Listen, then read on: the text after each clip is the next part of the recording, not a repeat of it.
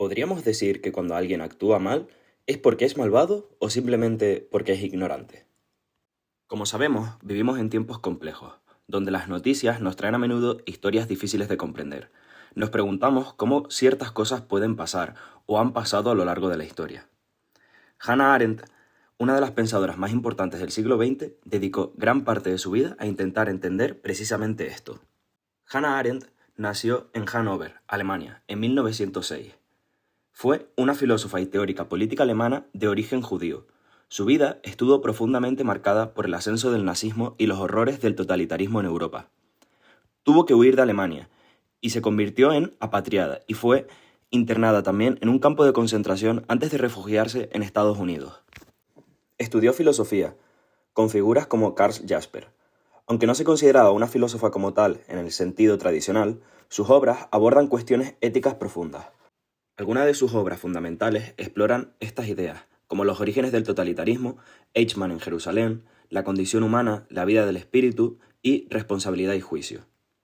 En este vídeo vamos a explorar la visión ética implícita en la obra de Hannah Arendt, centrada en el contexto del totalitarismo, su origen metodológico, el problema del mal, el pensamiento y la responsabilidad individual.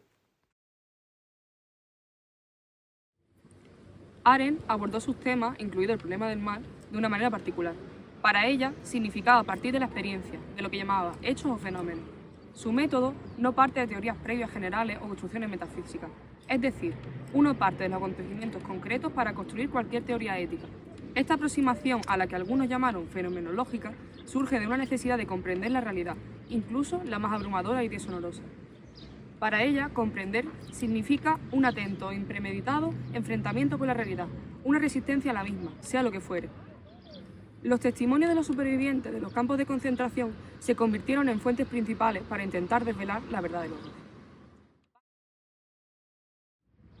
El telón de fondo de las reflexiones de Arendt es la experiencia de los regímenes totalitarios.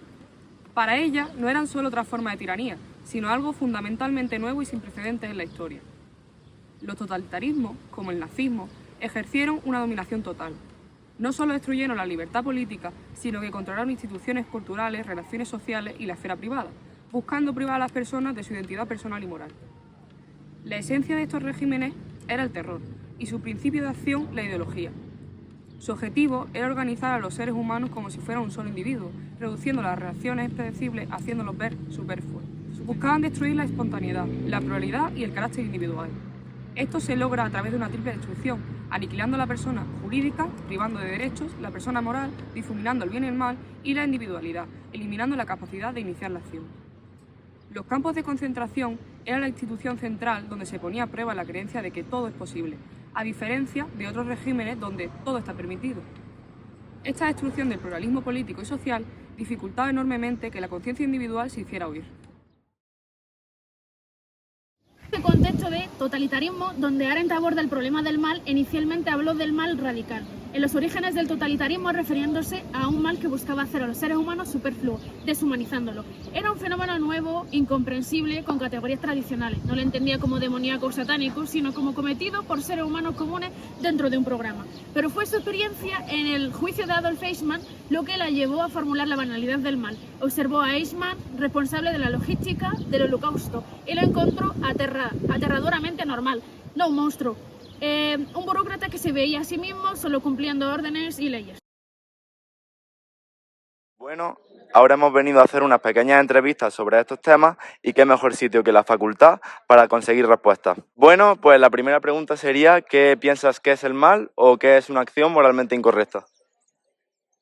Una acción moralmente incorrecta, en mi opinión, implica el conocimiento. No es la acción en sí, sino la intención de hacer daño, de abusar o de obtener un beneficio ilegítimo. Lo malo, si nos restringimos simplemente a lo que es la justicia, a lo que es el derecho, lo que es tal, es aquello que no se sigue de la ley, es aquello que se salta la ley o que es ilegal. Entonces, yo creo que es la única definición que podríamos dar de una manera correcta.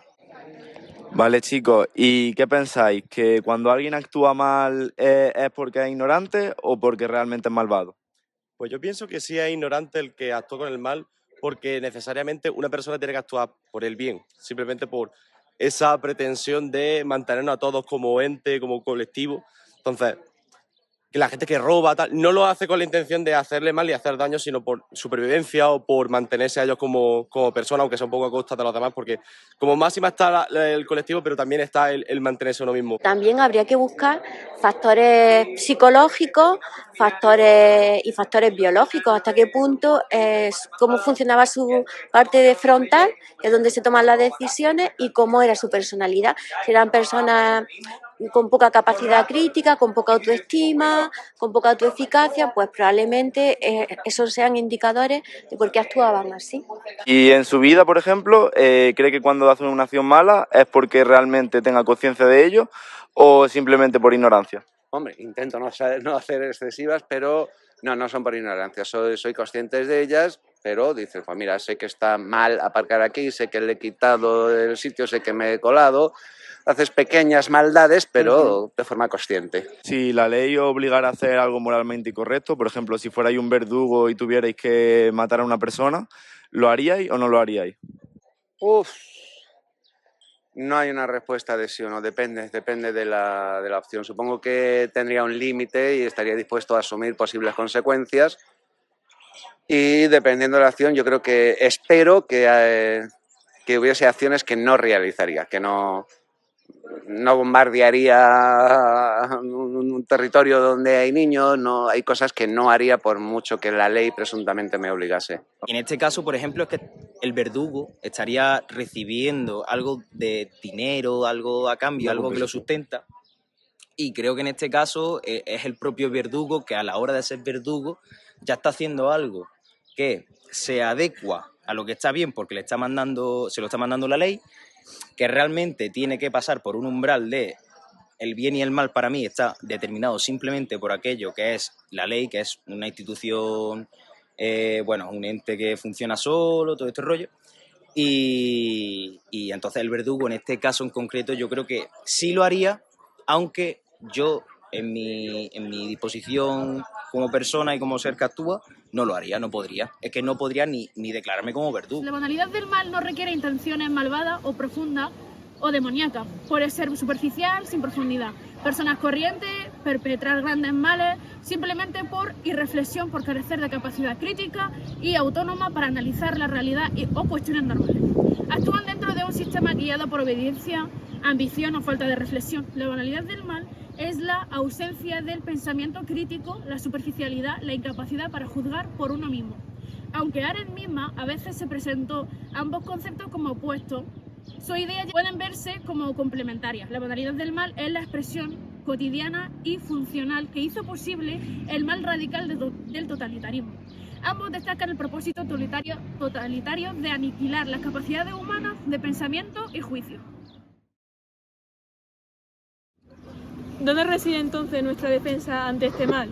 Arendt cree que está en el pensamiento, puesto que si la banalidad del mal es la falta de reflexión, allí en el pensamiento encontraremos la idea crucial para combatir el mal.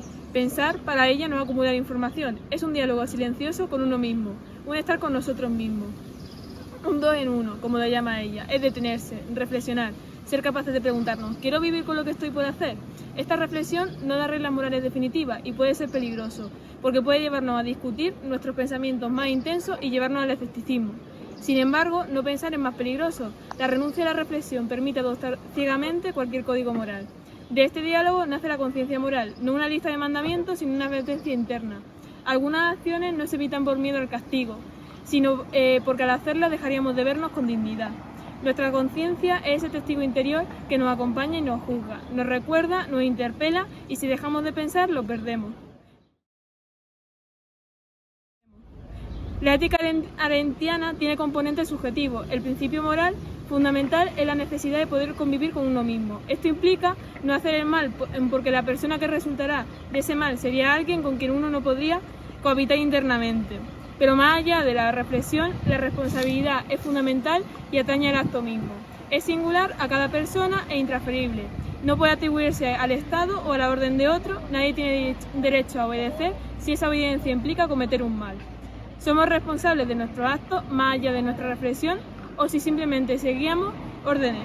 La ética para Arendt no se reduce a la moral tradicional o la ley, sino a la posición del sujeto en relación a su acto.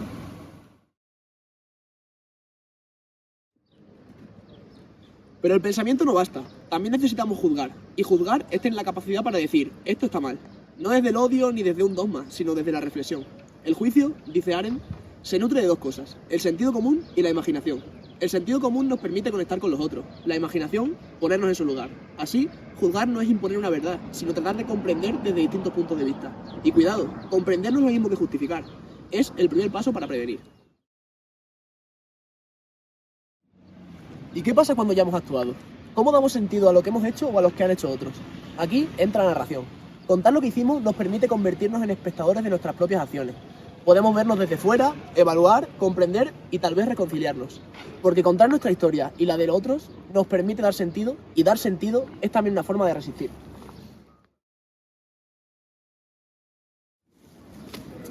Frente al mal cotidiano, la violencia normalizada, ¿qué nos queda?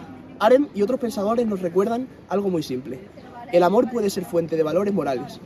La confianza, la cortesía, el deseo de paz son actos políticos, en el mejor sentido de la palabra. Y aun en medio de la fragilidad humana, Arendt no pierde la esperanza. La encuentra en lo que ella llama la natalidad. La capacidad humana de comenzar de nuevo, de crear, de actuar libre, espontáneamente. Comprender el mal no es excusarlo, es abrir los ojos y defendernos frente a ello mediante el pensamiento, al juicio, la memoria y la narración. Y también el amor, el cuidado y la confianza. Como podemos ver, la propuesta de Hannah Arendt es bastante exigente. Volviendo a la pregunta inicial, esta filósofa nos pide más que obedecer las reglas o seguir instrucciones. Nos solicita pensar por nosotros mismos, juzgar con responsabilidad, asumir las consecuencias de nuestras acciones. En un mundo que a veces premia la rapidez, el automatismo y la indiferencia, detenerse a reflexionar ya es un acto de resistencia en sí. Pensar es rechazar lo obvio. Juzgar es no aceptar sin más lo que otros dictan. Narrar es comprender, y comprender es el primer paso para evitar repetir el daño. Ejercitar el pensamiento no es solo un deber personal, es una necesidad colectiva. Tenemos la posibilidad de construir un mundo más justo donde cada acción tenga sentido, donde la dignidad humana no se negocie, donde podamos cada día volver a empezar.